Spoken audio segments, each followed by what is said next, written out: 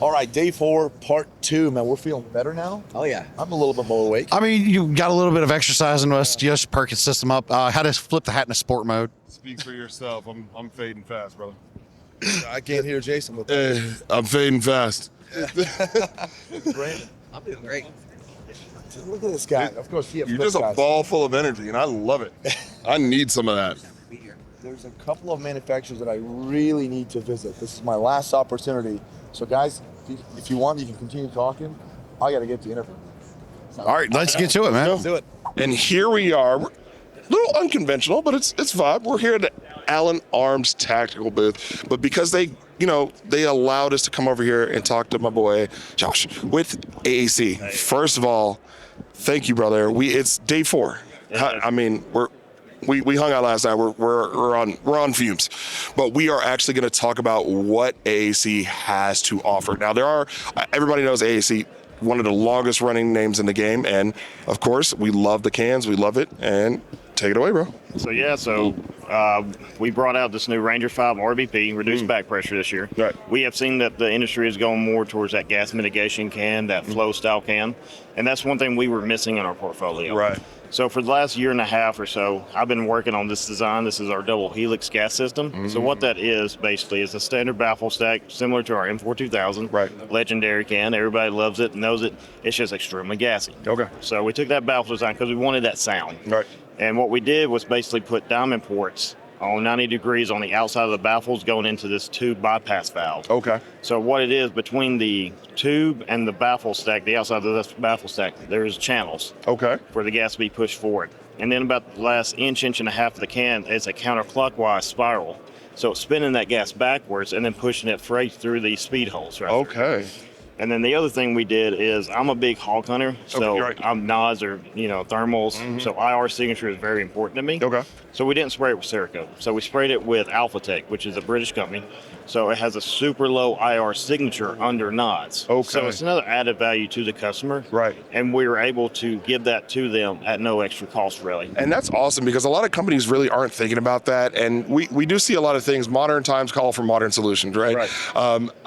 Current events that's going on, IR signature is definitely a thing, especially on the nods. You see it glows, it will give away your position. And for you guys to offer that right out the gate to your customers without any, adjusted cost or anything, that says a lot. So first of all, as a consumer first, we appreciate it. Oh, yeah. Because people don't, at the end of the day, we're consumers too. Right. So it's like, what do I look for in a can? What would I like to see? Right. And that was one of the big things. The other thing is it's 3D printed. Right. So that's why we're able to get that unique design, that spiral, something that couldn't be traditionally machined unless it was super expensive.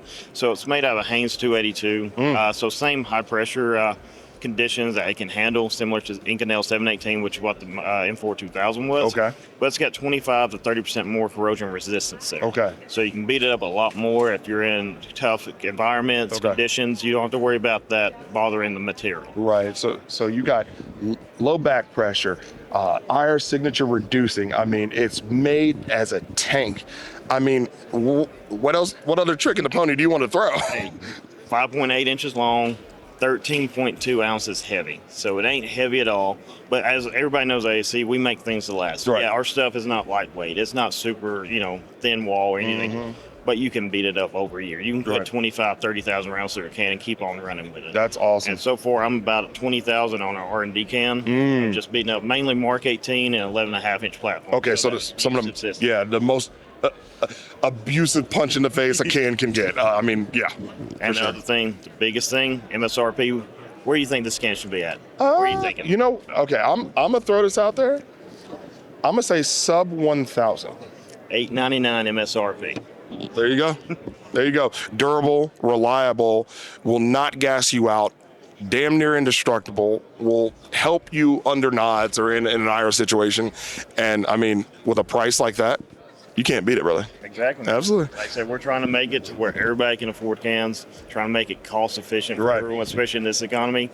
But that's what we did. We're like, how can we make it under 1,000? That seems to be the sweet point right now, especially with a tax stamp. A lot of people don't have it to spend just because of how the economy is. But we think this is going to be, value rich, added feature rich without adding that cost to the consumer. Right. And of course, traditional open hub design, so you can put all your favorite popular mounts on there. If you do, of course, comes with a direct thread, right? It does not. Oh. That's the other thing. So what we did is we noticed that a lot of people on the Ranger 5 and 7 series, a lot of these end up in tackle box, toolboxes because they don't use them. So the direct thread, we do sell it separate, but it is a muzzle brake that goes in any hub style thread without adding that length of a muzzle brake. Ooh. So you're getting that protection. Okay. And that goes back to being the cost effective. It's like if I can eliminate this, I'm gonna eliminate costs from the can, and I can pass that on to the customer as a savings. So if they want that, we do sell it additionally.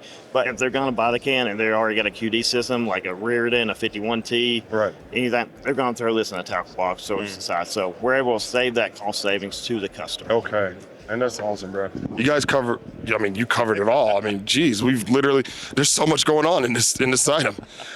Yeah. And best thing, they're shipping now. We launched them. They're shipping. Allen Arms Tactical's got them. They're the largest NFA distributor in the U.S., the longest running NFA distributor in the game. They were they picked us, one of the first brands they picked up years ago. So if you're looking for a distributor, Allen Arms Tactical is one of the best places to go. Great people, great customer service. And like I said, inventory is on hand at their shops right now. That's awesome. And that really goes to show because we're not doing back orders and stuff like that. They've got it in-house ready to go. Exactly. Awesome. Biggest thing, you've seen it. People launch it shot 4 or 5 months down the road. Oh, yeah. Like, Q4, maybe? Yeah, and then you already lost all that price, lost all that momentum. Right. Then you have to relaunch the pry-in because you're like, we lost, customer base here. And that's my thing. If I'm going to launch a product, there's going to be stock ready to go. Look at that. It's like marketing genius, right? All right. I mean, yeah, it's a novel idea, right? There you go. Well, brother, we appreciate you breaking it down. And, of course, check their dealers, man. I mean, they got it going on. All right, guys, I was walking down the aisle and I had to stop here at Bushmaster due to this impressive piece behind me. I've got Leroy with me. How's it going, sir? Nice to meet you. Awesome. And what can you tell me about the BA50? The BA50, a lot of people are familiar. Bushmaster had the BA50 back in the day. We decided to bring that back. And of course, the people are excited about it because it's the left-hand action. We think it's kind of a cool addition to it. And it's an addition to our line, which we think kind of brings something back from the old days, right? But we kind of re-engineered everything. And I guess the feature everyone asks us about is this left-hand bolt. Kind of a cool action, especially if you're shooting on it. You get to lock in, make you move. It's not like a deer rifle. You're not going to be moving this thing around. But to have your hand on the trigger and your go switch makes a lot of sense to me. Pretty much it's a 29-inch barrel, 3-port brake. The actual purchase includes our GG&G tripod up front. And it comes with a case and our adjustable Magpul stock. Retails for $68.78. And not the optic, of course. But, yeah. Of course. Wouldn't that be an awesome deal? But it's cool though. But it comes with a hard case, and it's all ready to roll. One magazine. And another thing about this too is that this is the old magazine from the old BA50. So if you have one from back in the day and you need a magazine for it, we've got this for you. And it plus it's interchangeable with all the old ones as well. Awesome. And it looks like it takes several AR-15 parts. So I'm looking at the pistol grip, the safety, and maybe the trigger. Yeah, the trigger I think is our 2-stage trigger, but everything is really familiar. If you're familiar with the AR platform, your go switches are all right here, and that's another nice thing about having that left-hand action. You know where to go for everything. All right. I mean, certainly this is an impressive firearm, and 50 caliber is a ton of fun to shoot. And if you're getting into some of the extreme long range, I think it's actually one of those things where people ask, why do you need a 50 BMG? Like some of that extreme long range, it really benefits from the 50 BMG caliber to carry that energy out there. Yeah, it's a big hit, and I think it's really impressive with your friends if you bring out your 50 caliber and hey, you look what we can shoot today.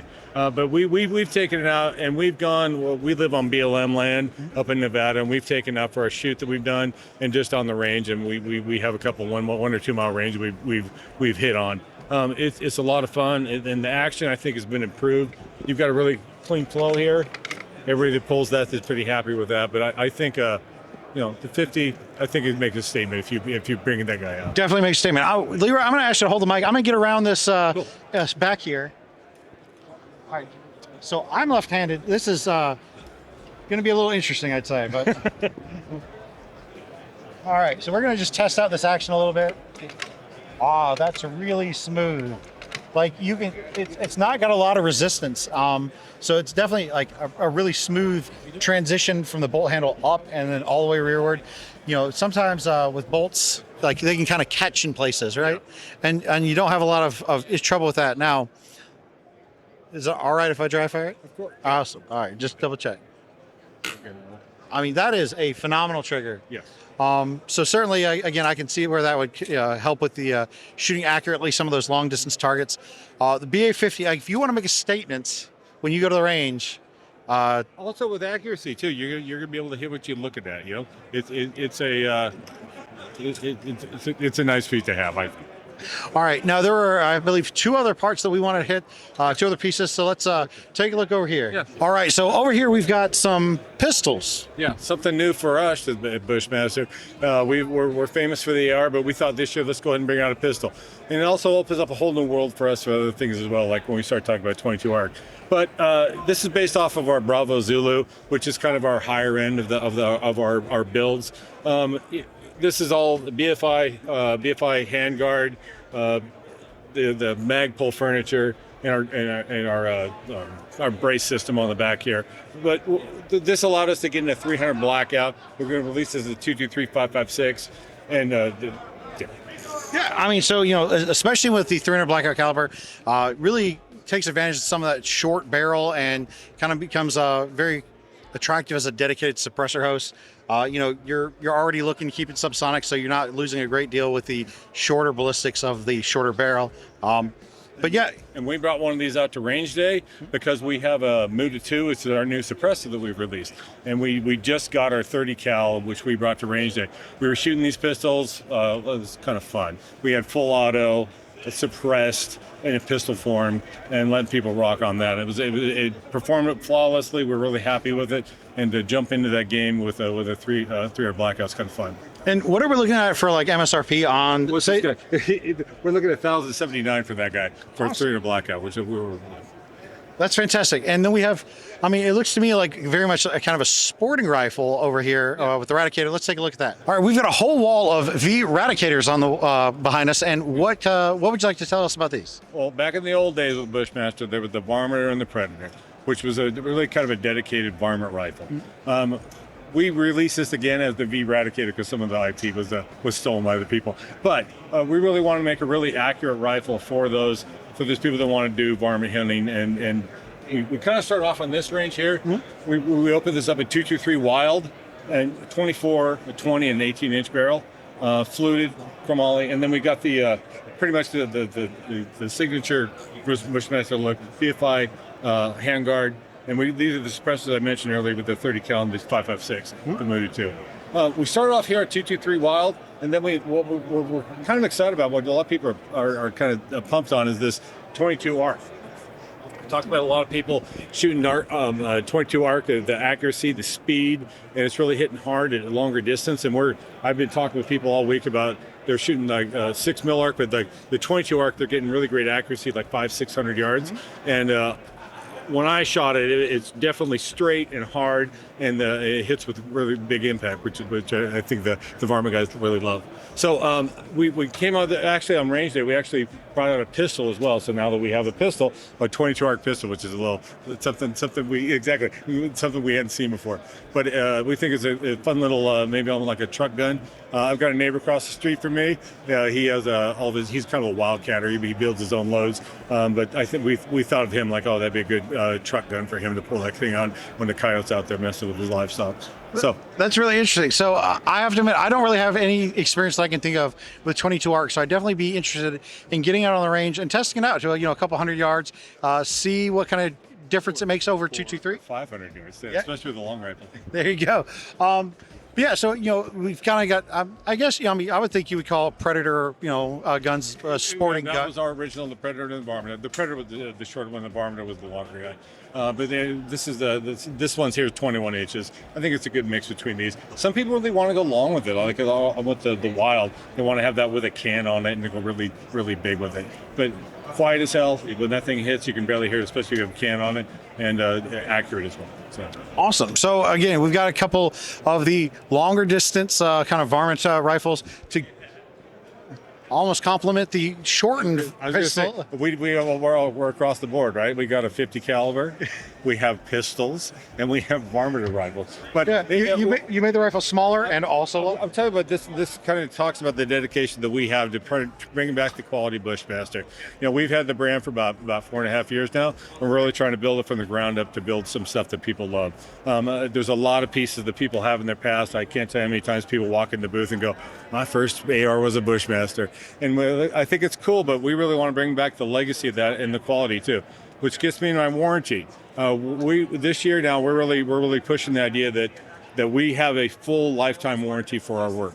We are 100% USA made, 100% USA manufactured, and we love America. So we want to make sure these American rifles, that people can have them for their life, especially when you have people roll through our booth and talk about it, their grandfather shooting on Bushmaster with them.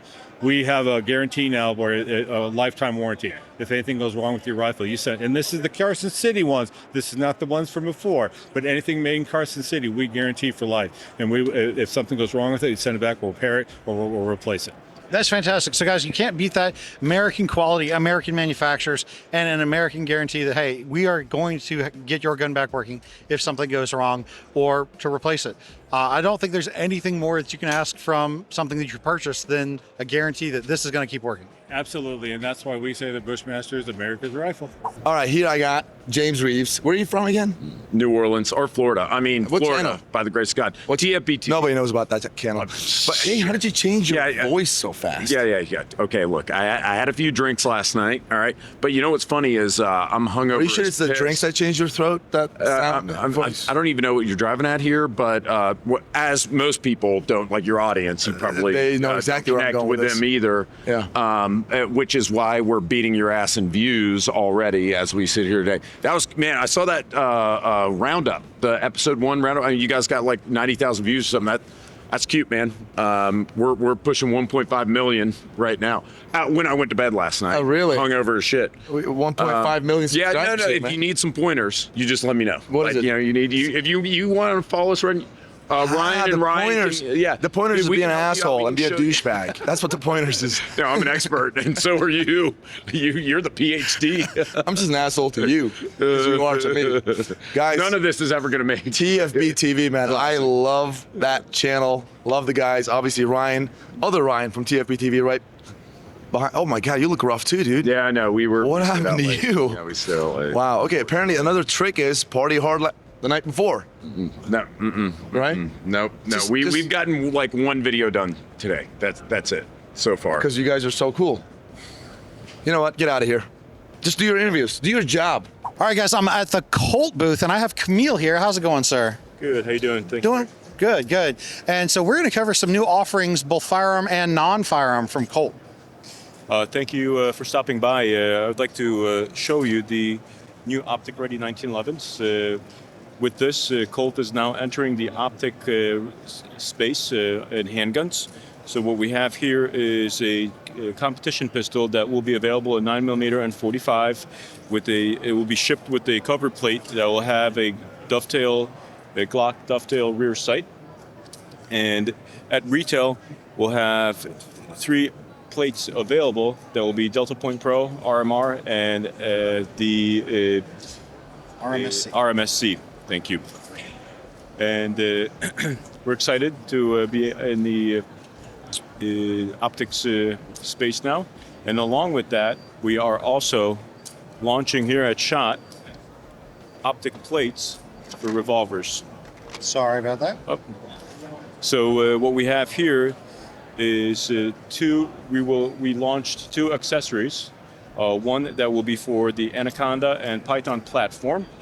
What you simply do is remove the rear sight of the revolver, and you can install this plate using the existing holes on the frame. So there's no modifications needed at all to the revolver to mount this. Mm-hmm. And then you can mount the optic. The footprint that we are designed this on is the RMSC, Delta Shield RMSC, and the Holosun 507K footprint.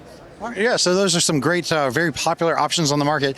Do you know what the MSRP on the Optic Ready Colt pistol is? So the 1911 is $13.99 for the pistol itself with the cover plate. and $99 for the retail packaged plates that will be available for sale. And then the optic plate on the revolvers is going to be $79 at retail. That's fantastic. So a lot of people might ask, why would you not just include the plates with the pistol? And I think that's one of the things that's important to remember is if they were to include all 3 plates with the pistol would have to be at a substantially higher price. And then you're going to probably end up with 2 plates you don't need because they don't fit the optics that you're using. So as much as it can, sometimes it's a little bit of a shame where you have to order the pistol and then order the plate, and maybe the plate takes longer to come in. You got to wait to mount that red dot on your pistol. Keep in mind also that it's going to save you money in that you only have to order the plate that you actually need, and they don't have to incorporate the price of the plate into the pistol itself. But obviously 1911s are a super popular platform, and the Colt 1911 is the 1911, right? So the ability to now kind of bring this into a little bit more modern age and mount that optic is great for competitive shooters or even just plinkers. People want to go out and have fun. Absolutely. That's exactly, explained perfectly. And again, we're super excited to be in this space. Obviously, we're going to continue to innovate here and expand our footprints. So this is not where we're not going to stop here. So we're excited to get these out there and into shooters' hands. All right, we're continuing our SHOT Show coverage, and of course, we had to stop by one of the industry leaders when it comes to mounts and pretty much any type of mount that you need here at Scalarworks. And first of all, Phil. Very nice to meet you. Absolutely, man. Thanks for pronouncing it correctly. I remember people used to say Scalarworks, and I remember Bill Geisley had the same problem with his name and stuff, Gisele, so it's all good. It's a rite of passage. Must be Italian. No, I'm kidding. So, of course, we want to go over all the things that you have highlighted this year. And, of course, I see some new stuff. We've got some high mounts. I mean, some true high mounts. So, of course, brother, take it away. Okay, well, right off the bat, we've got a new line of products called Fuse. Okay. Fuse are our bolt-on mounts. Okay. So the first one is the Fuse 1, which is a simple riser, but with an extension, so that now, we had a Kick 1 riser before that, and people really liked that, but it was really designed around our micro mounts. Right. To be able to mount a micro T2 and a flip-to-side magnifier on the back. Then as we got into our first dedicated EOTech mount, I started hearing from EOTech people, and they're like, hey, this is a cool riser, maybe that's all I need, but I can't put a magnifier on the back. So it's like, well, easy fix. I'll just make it long enough so that it fits both. Right. And then for the aimpoint crew, with GBRS and the Hydra and all that, they're like, well, maybe running a laser up front like that makes sense. So I thought, all right, well, now you can also put, a T2 on the back and a laser out front. So, simple fix. The killer app or killer feature of this thing really is how lightweight it is. It weighs less than most short risers do from other companies. So. Right. And when I picked this up early, and I was like, oh my God, it literally weighs nothing. And number one, also, we appreciate the torque? Torques. Yeah. They're like, please. Yeah. I didn't invent that, but that is something that is a no-brainer. Right. If you have the capability of doing that to spare you, it's a screw. Right. You know how to screw in a screw. The only variable is what's the torque. Right. So it's right on there. You don't even need to go see the manual. You know how it works. Absolutely. And you always will remember because, and you forget immediately. So right. But so yeah, that's the Fuse 1. Okay. And then that's the first of the Fuse products. But then we also are rolling out the, that's the Leap 2. Sorry. Here it is. The Fuse 2. Okay. Which is our first bolt-on scope mount. Okay. So these are available in 30 and 34 millimeter. The 34 millimeter is the Fuse 3. What is special about this? Well, first of all, it's a bolt mount, which we've never a bolt-on mount, which we've never done before. Right. And we're famous for our click drive quick detach system. Right. But there's some people that don't care how good your quick detach is; they just want a bolt mount. Well, they should care because it's pretty much proven like you guys return to zero every time. I appreciate that, but there's a lot of customers that really just want to put it once on the rifle, and they're never going to touch it. Yeah, It's fair enough. That's and there are some other advantages. We were able to make this even narrower than our click drive is extremely narrow. It's one of the things we're known for. This is even narrower than that. It is a little bit lighter, and it is a lot cheaper. By eliminating all those moving parts, we are able to bring the cost of this down to, pretty much level with everyone else, which is kind of a novelty for us because we tend to be on the higher end of the price spectrum. Higher end, but worth every penny, I must say. Thank you. Absolutely. I really appreciate that. And I see you got like a little piggyback spot yes, here. so the killer app feature, obviously with bolt-on mount, is exist. Right. People wanted a piggyback red dot mount on their scope mounts.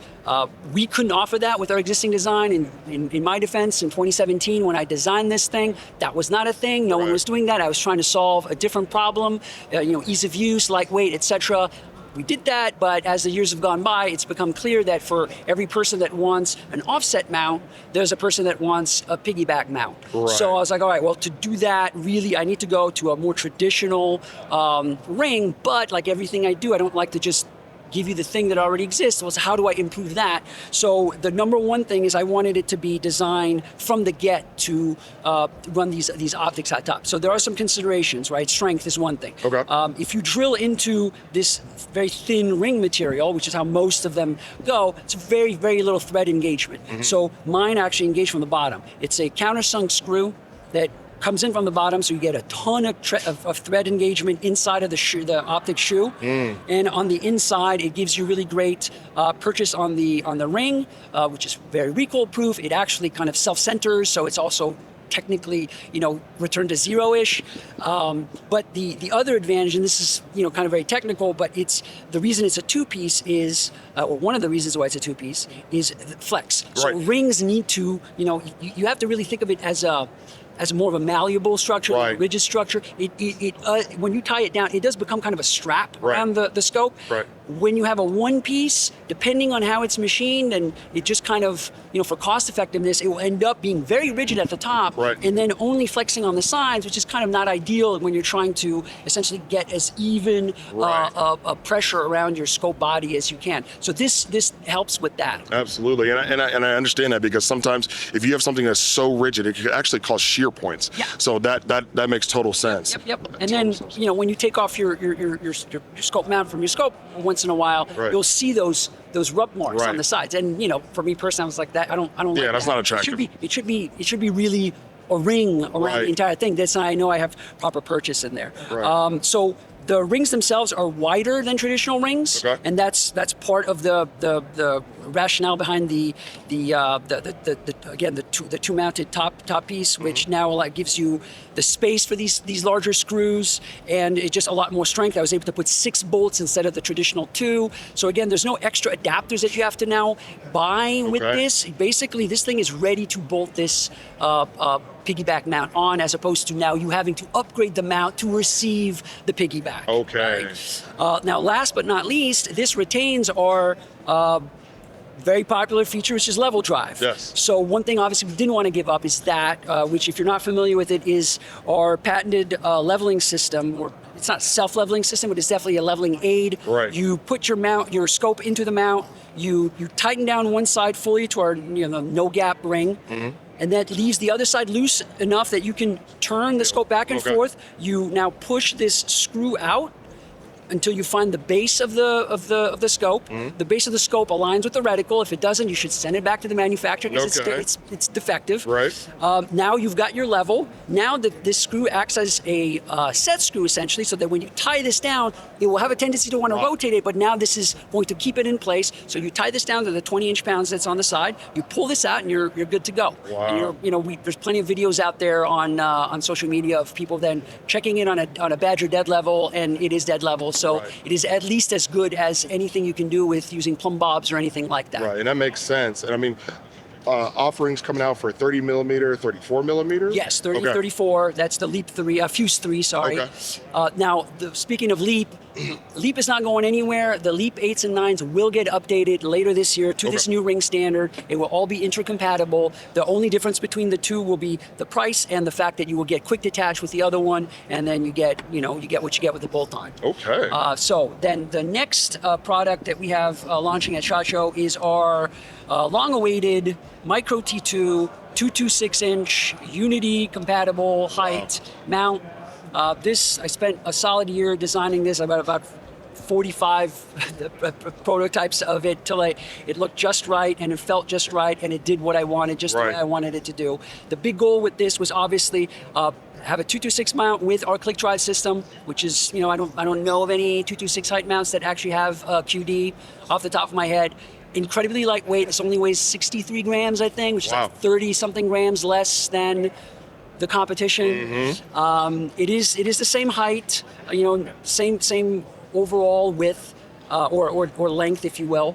But the next party trick that it has is it is extendable. You can add a extension mount to it, which then lets you run a standard height flip-to-side magnifier mount, either our Leap 6 or forthcoming Leap 16, or just the STS or Aimpoint, flip-to-side mount that comes out of the box if you choose. So, if you love the flip-to-center, you're welcome to use that without this. If you just want to use a regular flip-to-side, or you're a fan of flip-to-side, then you can now use that as well with it. That's awesome. And of course, this new trend, right? Modern problems call for modern solutions.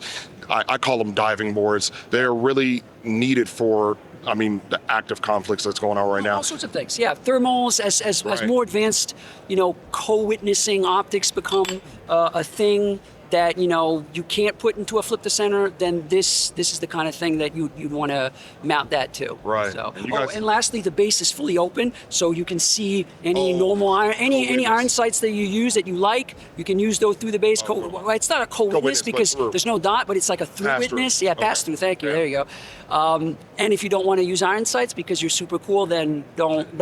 There are 1, 2, 3 aiming solutions on You know here. what they say. One is none, and 3 is 1. Yes. So. Absolutely. So, brother, first of all, thank you so much for running down all these new offerings. That's my pleasure. Scalarworks, of course, synonymous in the game when it comes to returning to zero. You guys, I can literally take this off, pop it down, toss it across the room, come back, and it is literally same on point every single time. Thank you. And brother, Phil? All right, guys, here we are at SDI. I've got Steve here with me. Steve, thanks for having us, man. Yeah, absolutely. Heard you guys been killing at the show this week. Killing it, or the show was killing us. I don't know. You guys decide, but it's a good time. Let us know about SDI, man. A lot of people I see on the comment section that are asking, what is this and all that. Just give us the dirty. Yeah, well, SHOT Show is a great place to learn about SDI, Sonoran Desert Institute. We're an online college for firearms technology. It means we teach gunsmithing. If you want to learn how to build your guns, repair, modify them, we're the place to get your start.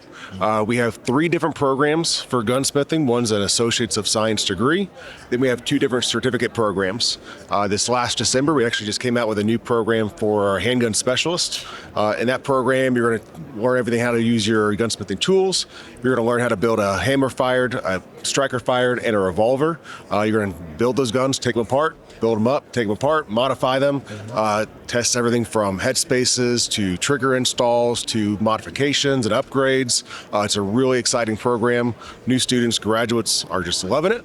Our 2 programs that have been around for a while, the associate's degree and our certificate in firearms technology, gunsmithing, are a great place for people looking to get their start in the firearms industry, whether they want to pursue a career of opening their own business, be a gunsmith, add that service to a business they already have, or I've ran into a lot of graduates here that they are working their way up through the manufacturers they are employed with. It helps them pursue that next step in their industry career they want to pursue. So it's been great to see that. We've had so many graduates come by and just share their success stories with us this week, whether it's getting that promotion or inventing a new trigger upgrade or an upgrade to a stock or a firearm part. We've had so many graduates come by and just kind of share that stories with us. It's been awesome to hear it. That's awesome. So let me ask you this. This is a full online course. Is that right? Yes, so that's the great thing. It's very convenient. SDI courses are all 100% remote. Okay. That means we're going to send you your tools, your parts, materials. That's all shipped to our students right at their house. And that's what I was going to ask you. I was like, hey, if this is fully online, I'm doing like the hammer fired and the striker fired, all that stuff. Where do I get all those guns or the parts or whatever they are? Yeah, so tools, parts, materials shipped right to you. Okay. Our students, some of them have their own FFLs already, so we ship the serialized parts straight to them, or we ship it to their local FFL. They go pick it up. So that's the great thing. Even though it's a college experience that's online, you're going to do your learning online, but you still have a lot of hands-on labs. So most of our courses are going to have an associated lab with it. They have a hands-on project. All right, so I'm assuming there's some some materials, like whether that's a video or photos or whatever, that shows them how things work. Because, sometimes I feel like I know what I'm doing and I get stuck and I can't solve. I'm like, how do I put this pin? Why is it not going through? Like, who holds their hands when they're hitting a wall like that? Yeah. So each of our courses, they'll have an instructor. That instructor will meet in the first week of class. They're going to get their rubrics and assignments for the whole semester. They're going to have videos that they access and learning materials, maybe books, that they'll get to learn those lessons. But if they run into issues, they can reach out to those instructors. They'll get feedback if they have questions. That is very, very cool. So when people are done, like generally, I know associated in science a couple of years, but normally, do you have an accelerated program? How long does it take for people to leave this program, and what's the difference between associate's degree and certification when it comes to getting jobs? It is a little bit different on maybe your goals. So we have an associate's degree and a certificate in firearms technology gunsmithing. The associate is going to have some of your extra courses for like general education in there. Nice thing is we do have articulation agreements with other colleges, so there's a chance that credit hours may transfer over, so you don't have to retake those courses. Different employers may require an associate's degree for a job. That's always useful to know. That's probably the biggest thing between the difference of those certificates and associate's degrees. Yeah, it makes sense. I mean, if I'm getting a certification, it's very specified or special, whatever. It's something that's enough to do maybe certain things, but an associate's degree, obviously, it's a college degree, so there's that. It never is going to hurt you to have a credential. Yeah, absolutely. So folks who are done, generally speaking, and you get all these like reviews or folks or testimonials, when they're done, what kind of jobs are they getting? It is all over the place. We have graduates at the show that I've seen that are content creators for some of the larger retailers in the industry. A lot of them are going to pursue a home-based gunsmithing business. That's probably one of the more common ones we see. They want to be able to sell and repair right out of their home business, and SDI gives them that skill set to get started on that path. Perfect. All right, man. So how do they get started? Somebody's watching this and like, hey, man, this sounds really good. I want to get started. Yeah. Well, the easiest thing is most of them are already at their computer. So if you go to sdi.edu, request more information on our website, an admissions rep will reach out to you and they'll get the process started for you. That is awesome, guys. You heard it from the man. Steve, thanks a lot for your time. Really appreciate it. And guys, check out SDI. All right, guys, I'm here at Insite Armory based out of Houston, Texas, and I had to stop here and talk to Andrew. How's it going, Andrew? Good, thanks. Awesome, man. I hope y'all having a great show. When I saw what is in front of me and also behind me, I had to stop. So you guys are developing a U.S.-made Dragunov SVD. That's right. It's our version of the close as to the original as we could possibly get, and all made here. The initial prototypes started out with 4140 steel billet receiver, and right from the ground up. Everything is sort of been an accumulation of 5.5 years of working away at this. The last couple of years more intensely, and we picked this show to introduce the firearm, and it's something that we're very proud of, and we think it's going to make a lot of people happy. For the initial model that we're introducing, it's what we are going to call our classic model. Mm-hmm. It's close as we can get to the original and sort of have that purist look to it. So everything we've obviously designed, but with the idea of being as close to that iconic weapon as we possibly could. So that first one, you said it's going to have that classic look. So we're looking at kind of this original wood furniture and everything like that. Yep. I see that we've got kind of some updates here, but guys, I just want to mention, it's not like they have access to a technical package from Russian manufacturers. We talked briefly about the fact that, there has been a lot of measuring to determine tolerances and stuff, but it's hard to say that this is a replication of any one variant of the Dragunov. They have had to get as close as they can to getting the original results based off of taking some measurements and things like that. That's right. And you can see even on the table, a lot of these parts, everything from 3D printed prototypes up to various parts and models that we've made over the years. Been lots of failures. There's lots of bumps in the road, getting things right and redoing and restarting, and one thing leads to another.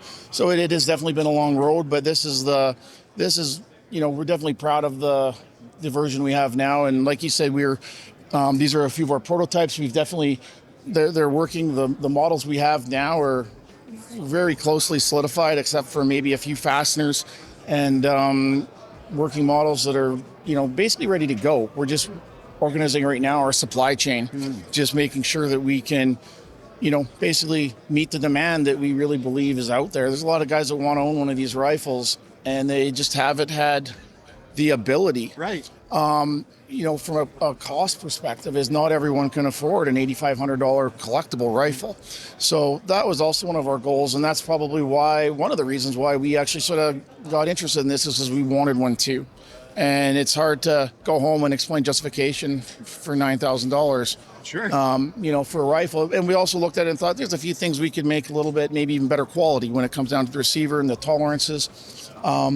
And that was, I guess, our goal. And we come from a precision rifle, more accurate background. We kind of like things accurate too. Like, we definitely appreciate the iconic originality of a rifle. And I think that's going to be the bulk of what guys are going to want from our shop. And we definitely are going to focus on that. We also kind of like, a little bit more modern, updated stuff. So we will have variances that will be available in that style of a rifle. Say, for example, a 308 Win in the Creedmoor family.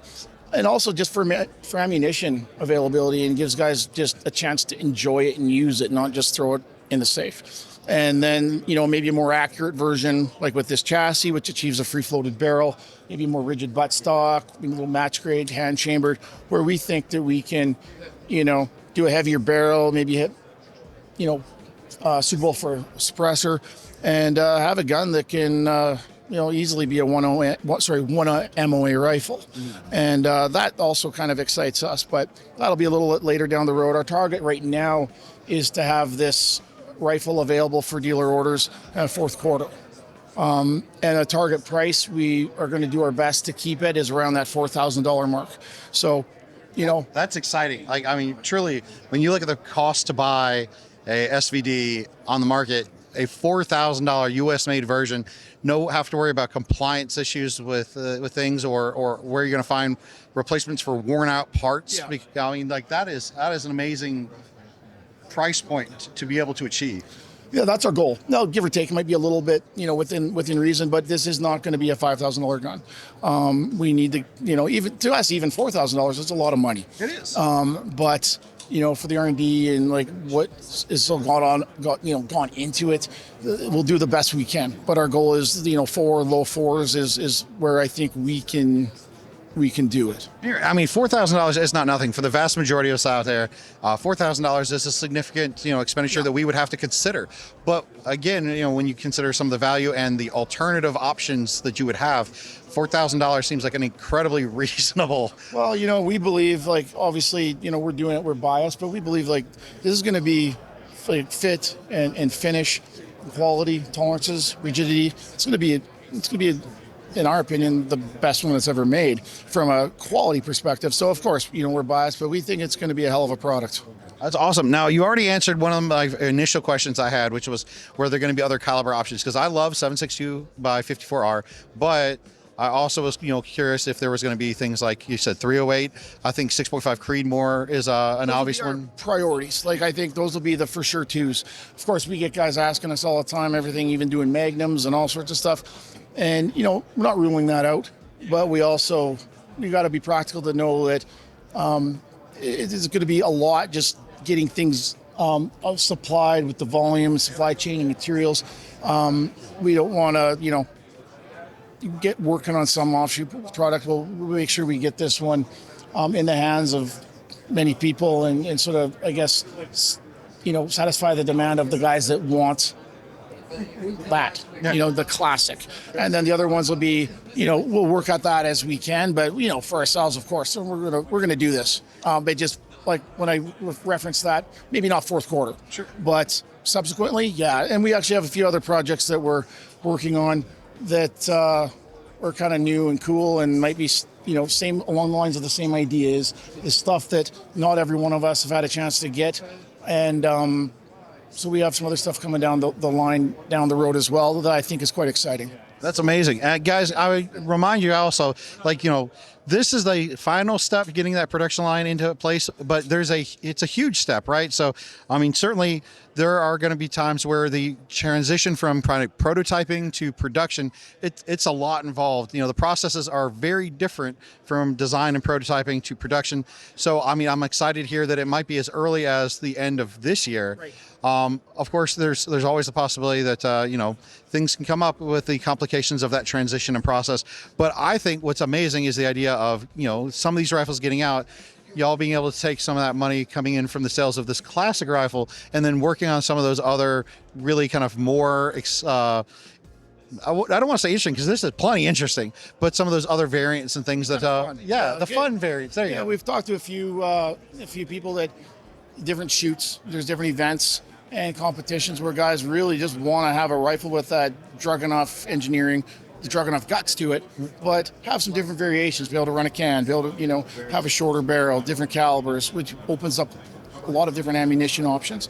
And that's just from the perspective of maybe not the collector, but the guy that just likes it and enjoys it. And that'll be kind of the fun part after we get these out and get some feedback and see what guys like, see what they don't. And we're always open to little modifications and changes. Like we have already made changes to this show about a few different placements of pins versus screws, and knowing what guys want. The bayonet lug is very important. Little things like that. Even the lamination and die used on the stock and the furniture. We've got some good advice on how to accomplish that to make it as very close as possible to the original. Well, that's fantastic. Guys, again, I'm here at Insite Armory, and I can't tell you how excited it is to see the idea of a US-made Dragon Knife on the market and available. Andrew, I definitely appreciate your time here at the show today. I hope you'll have a fantastic show, and I'm going to keep tabs on this. I'm super excited. Right on. Thanks for your time. All right, guys, here we are at Lead and Steel. I've got Ahmad, the CEO, president of Lead and Steel, a good friend of mine at the same time. Appreciate it. He's got some really cool stuff unveiled here at SHOT Show 2025.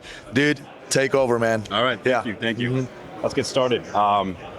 Number one is our V2 of the LP1. You guys may have seen the Promethean before. Large window, large reticle, durable optic. Made some changes to it for this year. A couple of small aesthetic changes and some functional changes as well. Updated our QD lever, added a little serial ID grid on the housing. A couple of benefits and efficiencies on the microelectronic side with our PCB and power consumption, which is great, extends the battery life a bit, and just a few lightning cuts here and there. So still the great optic that you know and love, just a little nicer. Dude, tell me about the, that's absolutely fantastic. I do run one of these optics, but tell me about the design of that optic though. Yes. No, that one. Yeah. Because you have, for folks who may not know, because you have the shake awake and then separate technology in there for in case. Tell me that. Let me get hyper fixated. I just didn't want to get too detailed. I want to know, because that is so cool. Okay. I mean, me and Ryan, we think that's genius. Thank you. Yeah. So I'll get into some of the technical nitty gritty then. So you guys are probably aware of shake-to-wake type systems, right? Your standard, shake-awake from some of our competitor offerings. You have a little motion sensor inside the circuit that after some, few minutes or whatever of inactivity, it'll shut off the emitter. It'll cut power, right, from the cell to the LED. And that's to conserve your battery life, right? And of course, when you pick up the weapon system, well, then that motion sensor trips, gets activated, and power runs right back through the circuit. So it gets turned on when you need it. The problem with some of these microelectronics is that they're so small, finite, and I guess sensitive to kinetic energy, right? That one or two just right drops might actually disable the motion sensor entirely, right? So what'll happen is it might, auto shut off, right, after a couple of minutes, but it won't sense, like the PCB will tell that, basically cut off power, but the motion sensor won't pick up that it's being moved. And so you'll present the rifle, and now you don't have a reticle. Uh-oh, not good, right? And so for us, we wanted to allocate both of those things. We wanted an always-on battle-ready reticle, but we also wanted to allocate the, added power consumption of that 65 MOA ring. It's the most power-hungry part of the reticle. So that motion sensor is now on that same circuit, just on a different lead. It's tied only to that 65 MOA ring. Yeah. Right? So after a couple minutes, it'll shut off the ring, but the dot stays on. Yeah. And you present the rifle, and the ring comes back on with the dot. But if the motion sensor ever dies and you pick it up, well, worst case scenario, now you have an aim point. You got a 2 MOA dot. I feel like that is so freaking cool. So if for some reason the shake awake technology just died. Oh, there we go. Don't worry, you can take it. Wow, he's a cat right here. We got a cat-like reflexes over here. Dies on you got a dot, dude. That is so good because I'm telling you, on a pistol dot, I've had shake awake died on me twice. Oh, yeah. Yeah, I don't want to give any brands, but it's happened. So that's a great one, dude. Yeah, it's patent pending, and we're proud of it, man. Patent pending, so that's good. So, all right, let's move on to your new release. Yeah, let's do it. So, this is a 2011, but on top of it is our new Pandora V2. So this is coming out here in a couple of weeks. It's our second generation of our pistol optic that people know and love. Pandora's box, 3 MOA or PB3, has been updated with a couple of small changes. So the housing is now changed to be a little more svelte. Right? We wanted to understate some of the design elements with some more aggressive fillets. We updated our objective retaining plate to be internal to the housing, right? So it's not external, it's a little safer, a little easier to assemble. Updated our microelectronics and printed control board to be a little easier to program our brightness settings and all that stuff. And now we have a circle dot reticle, right? So, excuse me, similar to the LP1, you now have a 45 MOA ring, and of course your 3 MOA dot, and you can of course disable the ring as necessary. Are they separate systems too? Yep, or awake as well. Yeah, built right in. Wait, so. is this for specifically to Pandora 2? Yep. Not the other one, right? This No, one. This one. Damn it. Yeah. Okay. Sorry, man. Yeah, you're good. So it's a pretty slick system. We maintain the same, of course, acro compatibility. We updated our clamp and our mounting architecture just a touch to allow for a little wider variance of machine shops out there that are cutting these things for acro and such. And the really novel thing here that I want to touch on. This is so cool. Yeah, appreciate it, man. Only the fellow nerds will appreciate this, right? So we developed something called the Ghost Adapter Plate in line with designing the redesign of the housing of the Pandora Gen 2. So this plate actually sits inside of a standard RMR cut slide or mounting architecture, right? But what it allows for is once you mount the PB3 Gen 2 to the system, you now have an optic that sits at the exact same height as if it were milled into the slide, because the optic totally encapsulates the mount itself. And so the problem that a lot of guys have is when they have an RMR cut slide, they got to put an adapter plate, and then they got to put their acro on top, and now we have the sandwich pancake effect, right? Yeah. And obviously your red dot's super high. Now we sit it nice and low, so effectively you don't have to stick to an open emitter optic if you have an RMR cut slide. You can get all the benefits of the Pandora with this Ghost Adapter Plate that's pretty cheap, and it sits at the same exact level. You don't got to toss out your slide and buy a new acro cut one or whatever it may be. No compromises there. There are so many benefits to this, right? First of all, you don't increase the height. Correct. And which is incredibly important because a lot of optics plates are so thick. At the same time, I know there's RMR cut closed emitter red dots out there, but some folks really love a acro cut or acro footprint. That clamp is really sturdy, right? That side clamp is good. It's not, you're not just worried about fasteners that could potentially strip with just the right amount of torque or what have you. So it's a good durable setup. That is awesome. So that plate is proprietary to you guys? Yep. And we sell it, and you'll find it in dealers and distribution, and it's probably going to be cheaper than your standard run-of-the-mill adapter plate anyway, so you might as well pick it up with the optic, That is so cool. So Pandora V2 is coming out in a couple of weeks. Correct. And obviously the PB3. Yes. No, what was that? What was it? This is the LP1. LP1, sorry. LP1 is already out. Yep. Right? That's correct. And that adapter plate is already out too. This is a little proof of concept we're teasing for shop. Okay. That's exactly what it is. What the? So this is the OKP77 brought into life with a little more of a spiritual refresh, as we call it, right? So this is just our crappy 3D printed prototype, so apologies for that. You can still see it has that floating objective lens being held together, pinched together. Dude, I've seen this on Call of Duty. Yeah, Tarkov, right? That's what this is. I don't know anything about it, but I've seen it on Call of Duty. Mm-hmm. Wow. So you can see, this is just, like I said, proof of concept. So you see a bunch of our tooling borrowed from the PB3 or PCB and button, a windage elevation dial or cell, and of course our emitter. This will have more proprietary molded components when we decide to actually push it through production. It's not going to be bomb-proof, obviously. Oh, yeah. The original wasn't bomb-proof. It was just made in the masses to send out to the lines, right? But it's cool. It has lore. And it's not going to be expensive either. So all of my fellow AK nerds can pick one of these up soon and have something that matches their AK-12, AK-74, or whatever it may be. But let me tell you something. Yeah. Right away, Ryan is going to want one. Oh, immediately. I'd bet. Yeah, I want one. I don't have an AK, so I guess You gotta change that, man. Come on. Oh, really? You got? Yeah. Okay. Well, I would love to. Dude, that is so cool, guys. Lead and Steel over here. They're constantly innovating. They're making their own little things. I really love that technology, the shake awake, if it dies, you still got a dot. That's very, very smart. Yeah. And I really like that plate, that you don't increase the height. Yeah. You figured out a way. Guys, this guy's a genius. So check out Lead and Steel. Ahmad, appreciate your time, man. Thank you, brother. Let's go by. I'm here with my boy Pat. Bro, at nights, of course, we had to bring it to you, brother. First of all, thanks for having us, man. Yeah, man. So of course, we had to go through and talk about some stuff that you guys got, man. I mean, there's some rifles, some other things, but mainly new suppressors. Touch on the rifles a little bit, because there's only a little bit of information to share about them there. Right. But the main emphasis is on suppressors. Suppressors are working out as fast as we can. Okay. So let's get into it. Let's do it. All right. Everybody wants to hear about the KS1. Right. A lot of people have heard about it. There's some buzz, especially on the commercial market for it. It's coming. I can't tell you exactly when. Fortunately, I work on the government side mostly, so I'm not too sure what's going on with dealers and when they're going to get them and whatnot, but the end is near. TBD. Yes, the end is near. Touch on it real quick. Yeah. SR15 KS1, it's a 13.7 heavy profile dimple barrel, 5.56. It's retaining the Mod 2 gas system, the 3-prong QDC flash hider, and the barrel lengths that we already had in the SR15 lineup. Right. Some new things is going to be the Umarex 6 handguard, the new true fully ambidextrous low receiver, so it's got catch in addition release on the right side. Okay. The E3.2 bolt and the ambidextrous charging handle. Not really reinventing the wheel, doing anything crazy. It's still a very similar rifle, but it's gotten a lot of nice little upgrades all over the place. Okay. Yeah. As some people know, we were awarded over a contract overseas for some cool guys for this rifle, so we're going to be making them for some pretty cool end users here for a while, and hopefully soon, hopefully 2025, you'll actually see them on dealer shelves. Nope. So we're excited about that. Yeah. Again. Don't quote me. Yeah, TBD.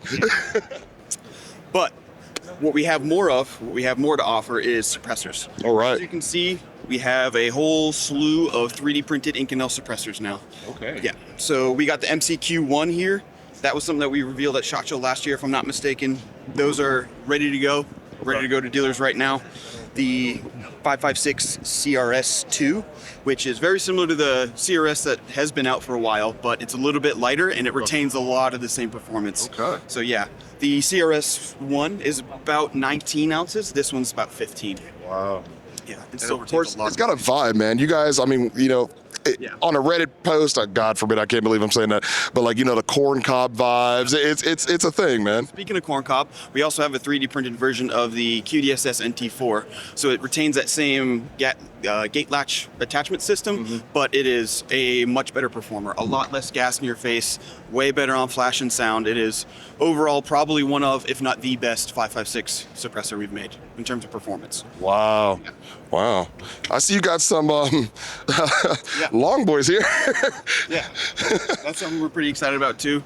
We applied pretty much all the same technology to all of our legacy systems. So as you can see, the NT4, we did a 3D printed version of it, tried to bring it into this century. Right. Same thing with the M110 can. As you can see, it's the old gate latch style attachment system, but we improved it in every way possible other than that. Right. It is, again, really, really good on flash and sound. With these larger suppressors, we're able to apply what we call purge technology. Okay. We're able to force all the oxygen and the air out of the suppressor before the round leaves, and that air burning off is what causes first round flash, first round pop.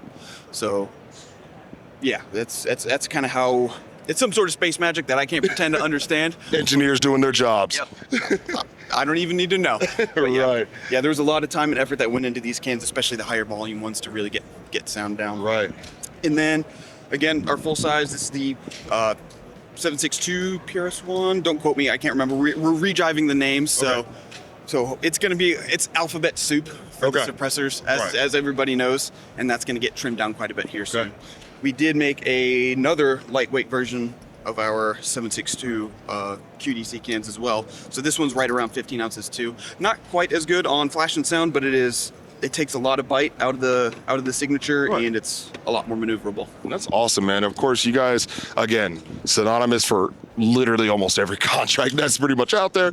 You guys have definitely submitted and won most of them. Yeah. So, I mean, track record, legacy alone, I mean, you guys just, it speaks for itself. And brother, I mean, you guys are in Titusville, and we're in North Carolina. for some odd reason, I feel like we need to come and take a trip down to you guys. Yeah. And maybe like do a factory tour. Yeah. We should be able to get you into the building. We have this thing called the Institute of Military Technology, which is rumored to be the second largest privately owned collection of firearms in the world, next to the King of England. I mean, There's some classic firearms in there, if you know what I'm saying. Mr. Knight, ball's in your court, brother. We'd be honored. I'll try, but the boss man keeps that place locked up pretty good. I understand. Largest collection, yeah, but Try. for sure. But first of all, Pat, thank you for breaking it down for us, man. You've literally, I mean, everything we've got here, so many new offerings, so many new things, and guys, TBD. All right, guys, I'm here at Umarex, and I've got Aiden with me. How's it going, sir? Doing great. Thank you. One of the things I think is kind of underrepresented on our channel, even though it's very popular, is the air-powered tool. I can't say gun or firearm, really. That's not appropriate. It's a tool. I mean, it is a tool. And how there's a lot of functionality that can be achieved, even in places where maybe firearms are really restricted, or there's a lot of noise kind of ordnance issues or something like that. So if you want to get out and do the same kind of field craft that you would with a rifle or something traditionally, Umarex has some great options for you to take to the field with these alternative tools. Right. So we started off. First of all, we started off with the original Javelin, and you can see at the beginning. So we started with an 88 gram CO2 cylinder. Mm-hmm. So there are some restrictions with that.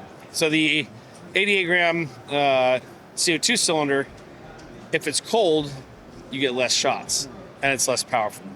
So when that drops down, and when it's hot, obviously the pressures go back up and performs really great. So it's really weather dependent or something along the lines. The other thing too is we went with a PCP version, so you could charge up the gun using an air bottle or an air pump, similar to what we have over there. Quick interruption. PCP is pre-charged pneumatic, so it's got a pre-charged air cylinder. Yes. So it's a pre-charged air cylinder. So we say, well, hey, we're just going to take it the next step and take it up and do the nitrogen.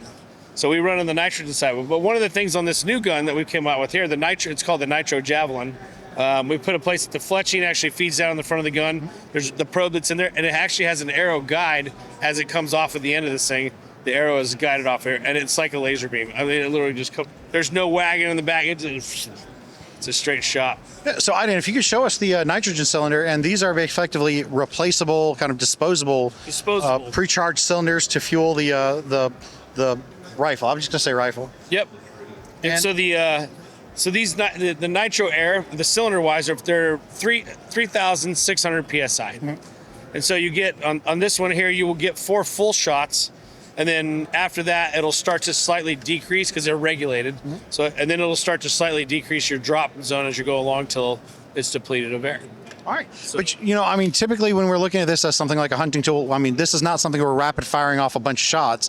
This is something that, you're going to look to take one perfectly aimed shot and cleanly, humanely capture that game animal. So, correct. Yeah. And then in addition to this one, there was another one that utilized the same fuel source that you said you thought made a good pairing, right? Right. So I'll show you this one here because with the nitrogen side of it, we've got the same thing. This time it's on a pellet gun. Mm-hmm. So this one gets 42 shots out of it, regulated, 42. And it'll shoot actually up to about 70, 72 right in that area. But again, it starts tailing off from there. So you'll have that kind of curving downward. It has the curving, and you'll have to compensate a little bit more for it. But once you play with it 3 or 4 times and you start figuring out what the drop is, you get pretty good at it. So I shoot this one consistently out to right around 70 yards. I would say 70, 75 yards is probably max effective range, like if you're going for something. But I can shoot a golf ball, like shoot it, cock it real quick, shoot it again, cock it real again, shoot it again at 70 with confidence. So that's awesome. Now, what caliber of pellet is this using? This one here uses there's a 17 caliber and there's a 22 caliber. So you can get the choice between the two. So if you're in an area where you don't want the pellet to carry or something like that, 17. And it's really nice. It's got the quiet air on the end of this thing, so we've got a way to neighborhood friendly, I guess, if you will. Awesome. So you're avoiding that crack that you kind of associate with a lot of air. It doesn't have the crack. Like if you ever shot if those of you that ever shot a brake barrel, like the brake barrel is just this whack, and it's loud. It is loud. And everyone wants to go fast. And so for the viewers out there, I think a lot of you guys start thinking like, I want this thing to be like 1,300 feet per second, or whatever it is. If you stay below the speed of sound, our sweet spot that we shoot competitions is between like 850 and 920. Well, and one thing I think a lot of people, when they're chasing that speed or they thinking it's faster is always better, don't realize is that first off, a lot of times when companies report that, they're using the alloy projectiles. They're not using the lead or lead alternative projectiles you want the weight for if you're going to use a hunting application. And then also, you can destabilize from going too fast. I've literally seen footage of pellets spiraling through the air, and not like what we think of a bullet spiral, it's just rotating, but it's going straight. No, this is the whole body is moving in a spiral motion. Yes. And so what I do, like if you guys always start out, this is the way that I sight air guns, and I try to narrow it down to the best pellets, because as you know, air guns are finicky and they can be kind of ammo sensitive. Ammo sensitive is what it is. So I think you go, just because his gun likes a 15, might like a 14. Or something along those lines. So I always start heavy and move my way backwards. You'll tend to find that the heavier pellets tend to perform better, stabilize better, all that kind of stuff. I mean, it's shaped like a shuttlecock for a reason, so it can, you know what I mean? So it stays stabilized in the air. So we had the rifling with it, and you can also shoot slugs out of it too, so that's another good thing. That's fantastic. And then you said that this was the kind of final new product, which is 10-round magazine on this guy. Oh, I'm sorry. Side cock delivered. I'm sorry. Yeah, absolutely. Obviously, the arrow, the javelin, is a single load. You know, one arrow at a time. Yeah. Yeah. So it's nice having the magazines because you can fill them up before you go shoot. And if you're walking through the woods and you want to take 5 or 10 shots, all you gotta do is cock it and send it right out. So, and it depends on caliber. As you get into the bigger calibers, there's more. So this is called the Fisher. And what's weird is it also is a javelin. Mm-hmm. it became a spear gun. So we put a 1,460 grain arrow on here, spear. Heavy. That's 1,460 grains. So I'll pop this out of here and you can check it out. Yeah, I mean that's pretty got a decent heft to it. And it's solid fiberglass, so when it'll literally pound a stingray right into the water if you're shooting gar or carp or whatever it is. So in Texas, we can shoot rough fish with it because it's a spear gun. So, but once we lock it down here, and so if you're fishing in the ocean, the 2-barb here, I would take it to a 3-barb, just because of the size of the fish. And there's multiple different options. You can pick whatever reel you want. You can put a spinning reel on there, or you can do like the old Zebco with the button on the back. Spin cast. Just don't forget to flip the bail and don't forget to push the button. It's the fastest way to send an arrow into Never Never Land, and or one of our spears, and it won't come back. Yeah, that makes sense. I did it on the 3rd shot. My first got this, I took it to Key West and went after stingrays, and 3rd shot, didn't push the button, phew, gone. Well, that's like, have you ever broken off your line because the button stuck? Like, yes. Yeah. All right. But guys, so keep in mind, like if you're out there and you are looking to do some generally non-sport fishing, I guess would be the way. What you could do. They call it rough fish. I think in Texas they call it rough. We call them trash fish or whatever it is, but carp. Things like that. And you know, something that you would normally think about, bow hunting, which has become more and more popular. This is another option in which you can possibly, first off, very quiet.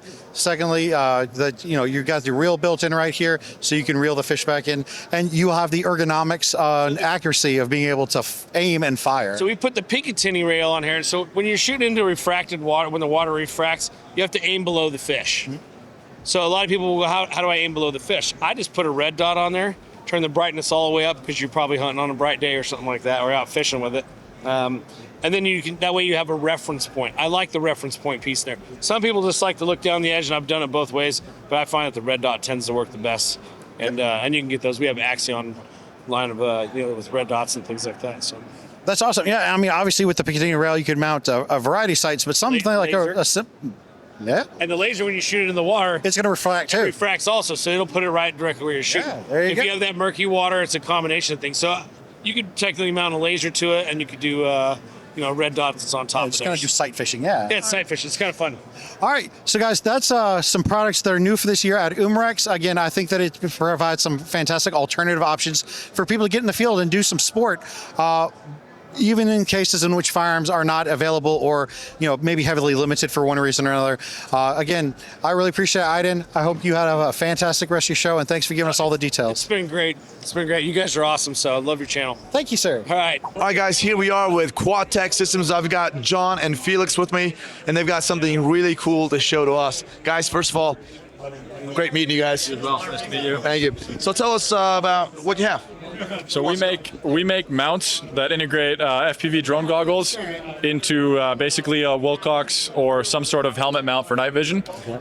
We come from the police side of things, the SWAT community, and we basically ran into issues where guys are having to take their helmets off and they lose their comms and their protection when they're flying. The FPV thing is pretty new in the SWAT world the last couple of years, but it's huge. It's hugely important. We're big advocates for putting drones or technology into danger areas prior to putting people in there if we can. And so that's kind of how we got started. These are for the DJI goggles 2. We have them for the goggles 3 now, and then we're doing some stuff for stuff overseas with the Ukraine, some analog systems as well. That is really, really cool. So I'm not too tech savvy. I know Ryan behind camera is interested in this stuff. So these things, like basically you get that 3D virtual reality type look, right? You get the camera to your face, you right? see what the drone's seeing. Yeah, so this is FPV drone. This is what we normally fly in operations. And whatever this camera sees is what you see in here. Okay. And that makes it a lot better than just holding a screen in your hand, right? Yeah, it fully immerses you into what you're doing. Just kind of drowns everything out, and you focus on, what you're trying to do, what you're trying to get to. Yeah. As we all know, unfortunately, the Russia and Ukraine war that started a couple of years ago, that thing just changed the game. It turned into a drone warfare, which is insane. None of us, a lot of people didn't see that coming, I guess. Yeah. And with that being said, it is looking like the world is going that way. Yeah. And stuff like that is going to be extremely, extremely important. But not just even war fighting too. Like a lot of doing videos, right? For a lot of production stuff too. Search and rescue side of it too. There's some application. It's really quick. These things, we can get them off the ground super quick. If you have them on a bump helmet or a search and rescue helmet, it's super quick to fly up into certain areas and check certain situations to see. You can do everything with them, right? We have guys that they run them downrange for targets, and they just look at shots on long-range precision shooting matches and stuff like that. So there's a ton of use case for it. Yeah. Ukrainian war is changing defensive tactics as we know it. And EW and everything that's coming out and how we defend ourselves against these things. It's changing everything. Yeah, the way the military used to and still is in some ways planning their assaults.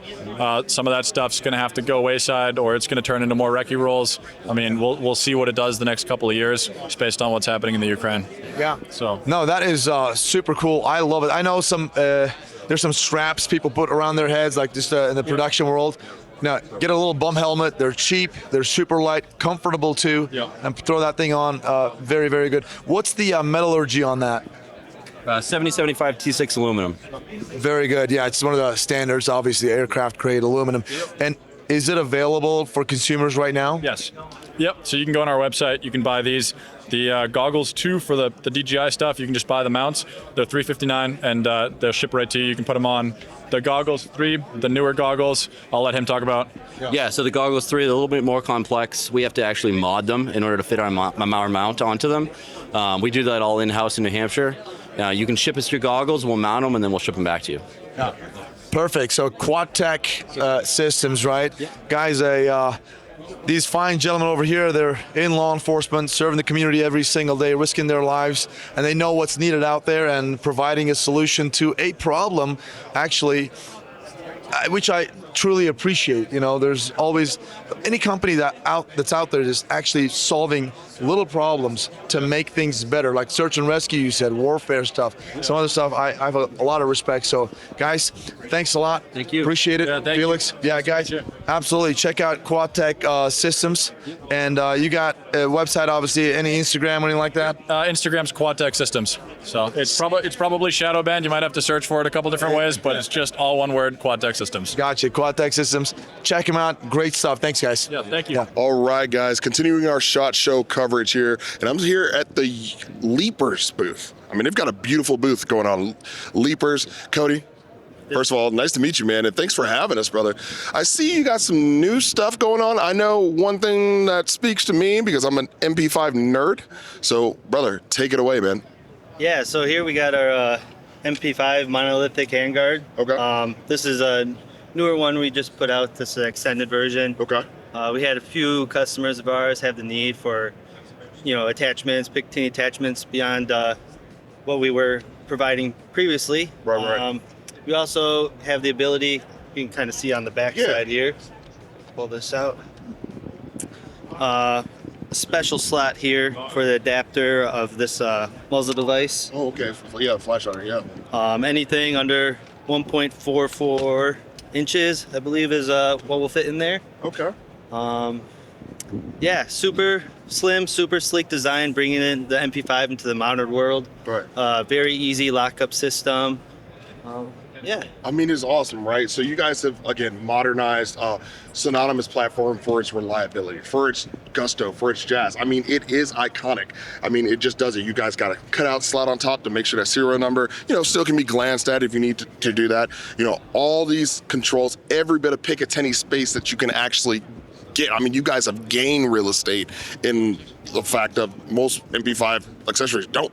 So, like, that to me is awesome. I mean, of course, anywhere near the cocking tube or cocking handle is still scalloped out for that. I mean, you got all the room to get in there and do that, traditional HK slap. It's a vibe. Oh, yeah. For sure. Definitely. But yeah, M-lock slots all the way around. And of course, Picatinny here now. So now you can push out those lights. You can push out those I don't know about a laser.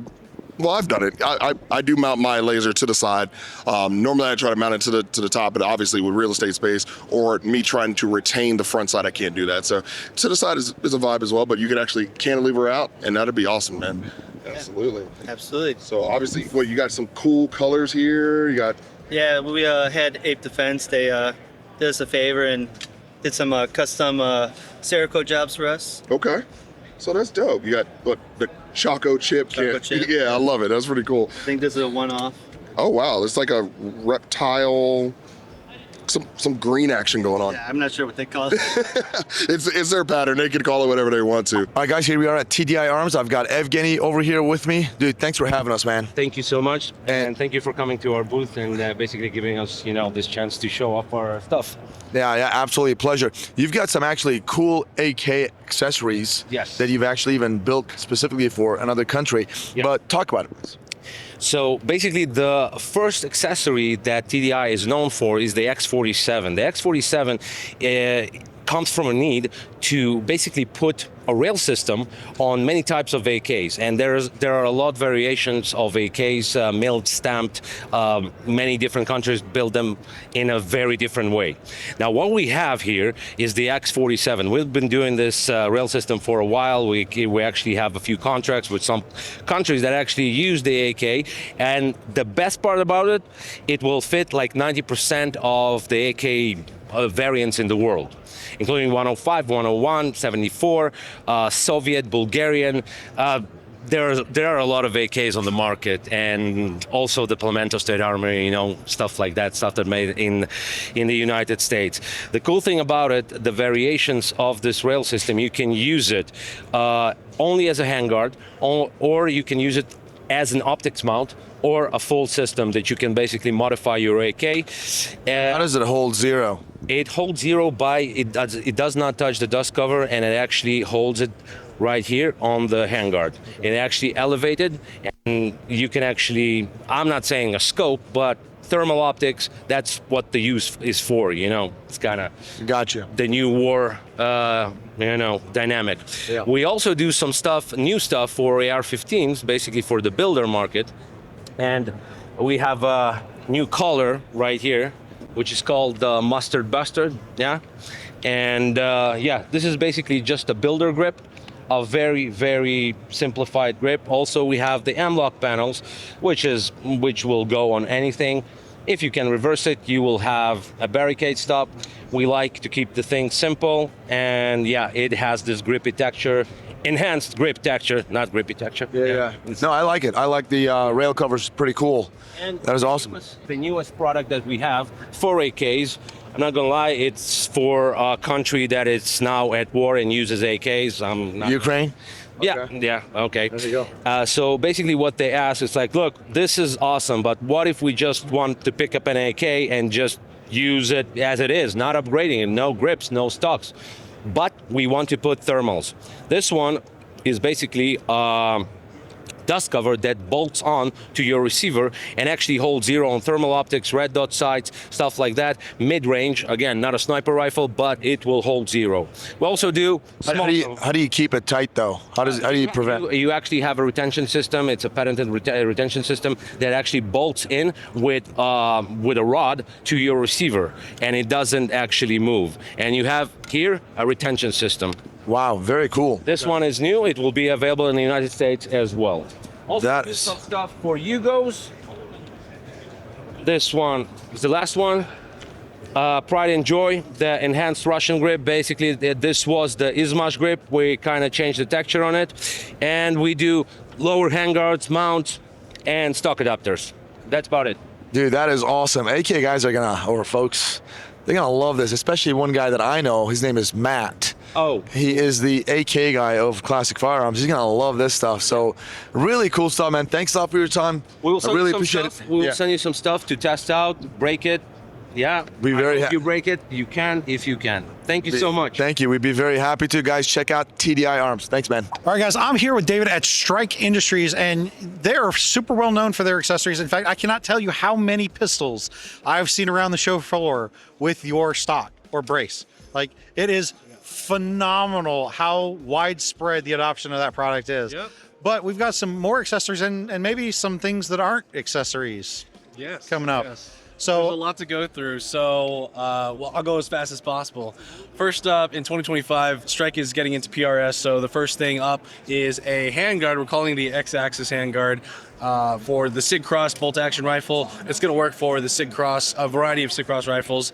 And the cool thing about it is that first and foremost is the fact that you don't need to remove the top Picatinny rail to get to the barrel, maintenance, cleaning, things like that. Because for some reason, the OEM design required you to remove that top pick rail. And if you're already zeroed, you just lost your zero. Yeah. So that's the first thing. Other than that, we've got a full-length Arca Swiss rail at the 6 o'clock, M-LOK slots at the 10, 2, 9, 3, and 6. This is our King comp for the 308. And you'll notice on the handguard that there is a scalloped area for high power variable optics. That's right. So we got a partial pick rail on the 12 o'clock as well in case you need to do a thermal clip-on or something like that. And then finally, the last product I see here with Strike would be the multi-angle pistol grip. So that's really great for PRS, for hunting, especially to just dial it into the angle that you prefer as a shooter.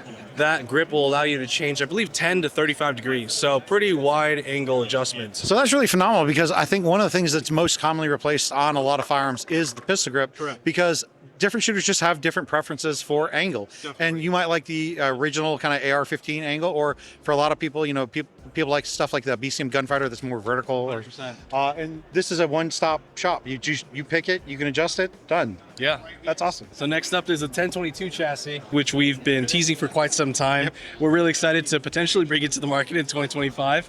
So it's a full aluminum construction with M-LOK slots all around, Arca Swiss complete on the 6 o'clock position. We've got anti-rotate steel QD points on the left and right side, M-LOK slots all around. And if you just look at the details, there's just a lot of attention to it in mind for the shooter. So we've got this little thumb rest ridge here on the right side and on the left side in case you're a wrong-handed shooter.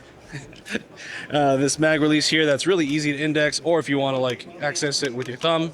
And I love that, like you said, detail. So there's like this little extra space as you're kind of inserting it, because it is kind of a rocking motion. It is, yeah, especially with the banana mags. But let's say you don't want to add some foregrip for whatever reason. Well, you can, place your hand here as kind of a hand stop too. So those were just some extra considerations made by the design team, which is really cool. But other than that, we also have a buffer tube stock design here. So you can attach, this is our advanced receiver extension, very tight fitment with the Mach 2 stock. But the benefit of this is that the shooter is able to use the stock that they want. Everyone's got their own favorite flavor of stocks as well. Absolutely. Now, one of the things I saw earlier in the show at Ruger was, they're making the carbon fiber barrels that will be available as a standalone item on their shop for the 1022. And I can just imagine a super cool setup with your chassis system and that carbon fiber barrel. And this would be a great backpacker. It would be so much fun to take that out into the field. So yeah, absolutely. Guys, chassis systems, a lot of time they add so much more versatility because, as opposed to wood or polymer armor furniture, this gives you so many points of adjustment for accessories, and again, with that aluminum construction, you're not really adding a lot of weight. No, yeah, just. This specific version has a bull barrel, so if you wanted to get into 22 LR PRS, which we've seen grow a lot in the past few years, especially during COVID, right, with the rise of ammunition costs and whatnot, primers, you can build it how you want to. That's just the Strike way. We like to keep it modular. We like it to create things for the shooter, the owners, the end user to customize it however they like. That's what every customer out there wants, really, is options, right? Yep. So next up, we've got the CZ Scorpion. If you're familiar with the Scorpion at all, the issue with the Scorpions is that the S1 to S3 has only half compatibility with 3+ parts. So if you know anything about Strike and CZ Scorpions, we have total parts domination and aftermarket support for the CZ Scorpion. Everything you see on this is Strike. All the ergos, the extensions, of course, the folder that you mentioned earlier.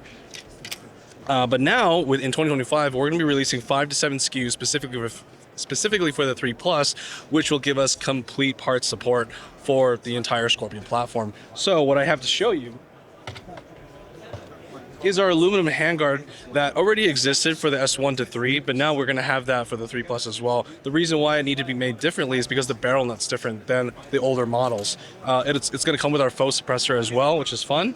And then we're going to also have new charging handles. So previously on our website, we offered the medium-sized charging handle. This is now going to be offered in small and large as well. And just as a little Easter egg, if you charge it with a UV light long enough, it's going to shine just like a real Scorpion would under a black light. That's an interesting kind of callback, like the idea that Scorpions actually do fluoresce under like black lighting. Exactly. Do you ever feel a little frustrated when a manufacturer and like an OEM makes a change to a design and it kind of you're like, you're invalidating my work? I was trying to support your customer base, and now I have to go back to the design. Well, we work with so many different OEMs and manufacturers that we kind of just know this is just roll with the punches. This is par for the course, All man. right. Yeah. So what we're really excited about this model is the PDW stabilizer. We have a lot of PDW things, so we just had to add it for the 3+ as well. It's got a it's got a top spring-loaded button, which can have 3 positions for adjustment. So in terms of parts that we're going to come out with this, we have the PDW stabilizer, we're going to have the charging handles, the aluminum handguard that I just showed you with the faux suppressor. This is already fashioning our mag catch with the button release right here. We're going to have an extended bolt catch release as well. And you're just looking at this with our pistol grip, which is already offered for the S1 to 3s, and the extended safety selector. That's awesome. I mean, really adding a lot of versatility and functionality to the Scorpion platform and just bringing all of that forward for the 3+. Yeah. That's awesome. All right, so we're back here now with the SMCs. And in terms of the SMCs, I got Alpha, Bravo, and Charlie to show you. Okay, lots of options. Yes, so the Alpha is back in the form of the Mark II. If you're not familiar with the Alpha already, it's a full aluminum construction for the P320 FCU. You can build it out however you like it. Right now, I have a FSA single stabilizer on it. The Alpha comes with a optic mount, which raises the height of your optic, which makes it a little bit more to look at and access. That way you don't have a slide that's just going back and forth right in front of your face. It's a little more comfortable for the user. It also has a spare mag holder, a mag well, a blast shield to protect your hand from a compensator. It is currently fashioned with the SMC Alpha comp. What's special about this is that it's frame mounted. So this is a comp we specifically designed for this chassis platform. That's awesome. So, I mean, again, I think that these kind of chassis that provide additional functionality to handguns, because handguns have a fantastic role in firearms world with self-defense and things, but a lot of times they can leave a lot to be desired for performance outside of an immediate range self-defense situation. It's very hard to get like longer range accurate shots, and especially with the modularity of like the SIG P320, it's really cool to be able to take parts that you already have on your handgun and put them into a chassis, and then you have something that's actually much more usable for a wider variety of purposes. Yeah, I couldn't have said it better myself. Our aluminum construction version is probably more so for heavy duty, hard use, whereas the Bravos, the Charlies, they're made out of polymer and they're kind of more just fun. And if you don't mind, I'm going to hand this to you because I would like to kind of grab this. Sure. One of the things you had mentioned about is that raise on the red dot, because think about like AR sights, AK sights. When you shoulder the firearm, you need the elevation above bore due to trying to get a good cheek rest. Yeah. You don't want to have to bury your face down here to get alignment on sights. So you get a good cheek weld, and then it's at a much better height. So not only are you keeping your face away from the ejection port, but it's just going to be much more comfortable and ergonomic to shoot the firearm. That's right. We also offer a cheek rest riser specifically for these FSA arms. So if someone wants to have that more comfortability, we offer that as well. That's awesome. All right. So this was the A. Can we see the B? You can in a second. So what's special about we're not done. I'm sorry. What's special about the Mark II is that it's going to come with most of these parts you see on here, along with the long-awaited backstrap light. What the backstrap light does is turn it from a chassis to just your simple pistol grip configuration. Okay. So now this is a handgun. It's back to being a handgun. Yeah. Exactly, yeah. So you just take out the rear module backstrap that has the Picatinny rail and change it out for this guy. So you're able to transform your gun, and it's just all included in this package. Yes, Strike is big on modularity. Now, granted, some of those accessories are add-ons. You have to purchase them separately. Yeah, you don't get the red dot. Yeah, you don't get the red dot, yeah. But it is on our website. Yeah. All right. I mean, that's fantastic. And you can see some remnants left over from the Alpha there, like here with these charging handle. Yep. So, you can definitely see where the two things kind of correlate with each other. That is phenomenal. I mean, I think that's fantastic. Yeah. So I'm going to show you the Bravo now. We released this in 2024 before we had the Alpha Mark II come out. So this is a really affordable option for someone who's looking to build a PDW or PCC's kind of situation with the P320 FCU. I mean, think about it. SIG has 30-round OEM mags. You're looking at 61 rounds in your bag. Yeah. So it's a lot of fun. You can build it out just like an Alpha Mark II with the same spare mag holder, blast shield, compensators. If you want to run a shorter, like a compact slide, and then have that compensator to have that flush fitment, you can do that. You can just build it however you want to. So it's pretty fun and incredibly affordable. I think they go for only $129.95 MSRP. Okay, yeah. And you said this one is polymer, so that's what makes it a more affordable option. That's correct. Yeah, that's awesome. So if you're looking for something heavy duty, tough use, you're taking it out in the field, it's going to be bouncing in the back of your truck. Don't leave guns in the back of your truck. Then maybe go for the Alpha. If you're looking for something that maybe isn't going to experience quite as much abuse as you put it through its uses, you have a more affordable option, which is fantastic because it's important to meet that customer need wherever it is that they kind of slot it, right? They also, I forgot to mention, they also work for the M18, M17 models with the manual safety. So whether it's the Alpha, the Bravo, the Charlie, they're all going to have a little cutout area right here. So if you remove that area, that's where your manual safety is going to sit. Awesome. Yep. So depending on which model of handgun, because the M17, M18, they're very similar to the P320. I mean, it's a kind of specific model of that pistol. So even if you have the manual safety, still be able to modify this. How hard is it to remove that piece? I mean, I think if you've got a good Dremel, you're probably done in 15 minutes. Okay, there you go, guys. So not hard at all. Definitely something you could expect to be able to do, modification you could do at home. Last up would be the Charlie. The Charlie, I have to say, is the belle of the ball right now. If you've ever played Halo 3 ODST, that's kind of what I was thinking when we built this out. And so this one's got our FSA dual folder. We've got the top rail here with the full-length Picatinny rail, our Hexion Tech Seeker red dot sight. Scouter red dot sight, Hexion Tech Scouter red dot sight. I totally work here. Our pistol linear compensator, so it's not a suppressor. Some people think it is. It's not. It's just a linear comp.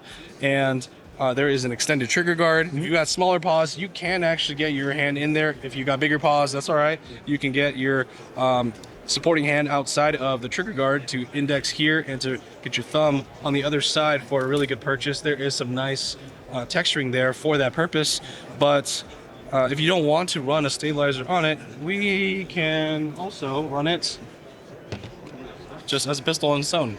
And so some people are, comparing this to the Halo Magnum for good reason.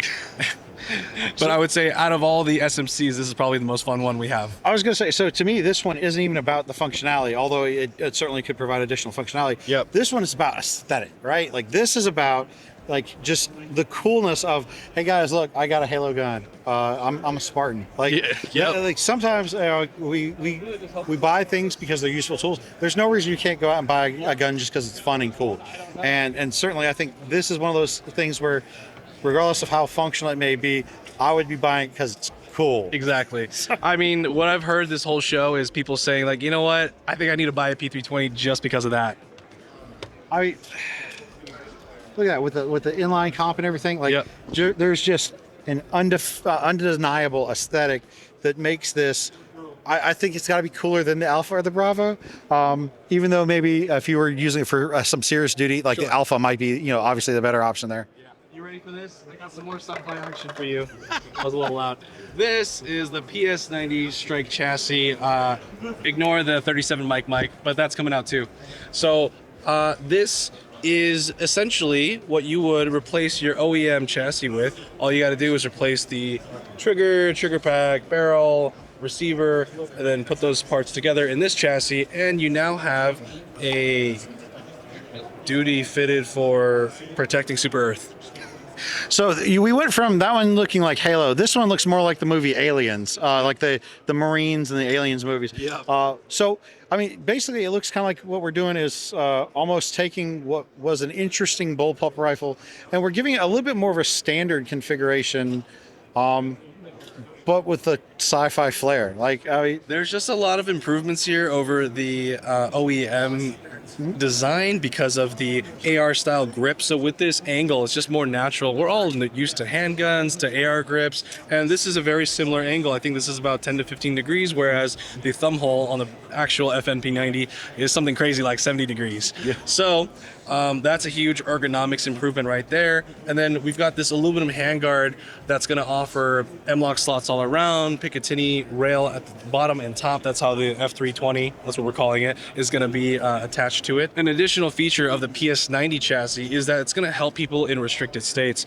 So previously, residents in California had to do some funky things to their PS90s to make them legal. So with this chassis, you're going to reach that overall length requirement that the Cal DOJ requires. So no more faux barrel suppressor extensions that you have to pin and weld. You can run this and it'll be just fine. You can use the OEM barrel. You'll notice that this is a PS90 and the OEM 16-inch barrels right here. It looks quite good. It looks quite natural in terms of how much the handguard is covering it. That way it doesn't feel like you have an awkward amount of barrel just sticking out. I mean, even just a standard PS90 that's not been Californiaized, it kind of looks a little off because we're used to the shortness of a P90 in all kind of movies and TV shows. Yeah, I mean, it's designed to be short. And I don't think California's alone in having some weird requirements. I think there are some other states like Michigan, possibly.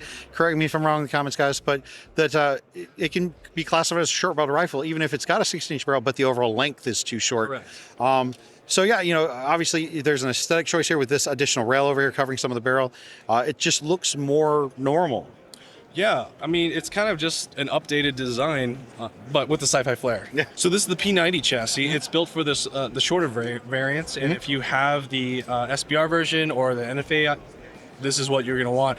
It essentially is the same thing. It's just that the aluminum handguard is shorter, and so if you run a can or a blast forwarding device, it's going to look really good. Yeah, and a lot of guys, when you're talking about how to install these chassis, and you talked about removing the barrel and trigger pack and stuff, that might sound kind of scary. But I tell you, I know that the PS90 is actually one of the things that's kind of the easiest once you register and fill out the forms to turn into an SBR, because the barrels are designed to come out relatively easily, and a lot of those parts are going to come out without a lot of super taxing, say, gunsmithing. So I definitely feel like, if this is something that interests you, this is definitely a project that I think a lot of people would be able to accomplish themselves. But I mean, I think it maintains the appearance of that short barrel that we're used to for the P90. And adds some additional functionality here as well, with the ability to fit the suppressor into the inner diameter of the handguard. That's fantastic. Yeah, the last thing I'll say is that we've got this yellow paracord here lined throughout parts of the chassis, and that's kind of teasing something because this is basically an internal cable management system that runs throughout the entire body of the chassis, and that's teasing a product we may or may not release in the future to improve a little something about the P90. Okay, so a little teaser with things that might come. I'll leave it up to you guys to try to run your imaginations wild as far as what a cable that runs down through this area might be seeking to accomplish. coat hanger. I don't know.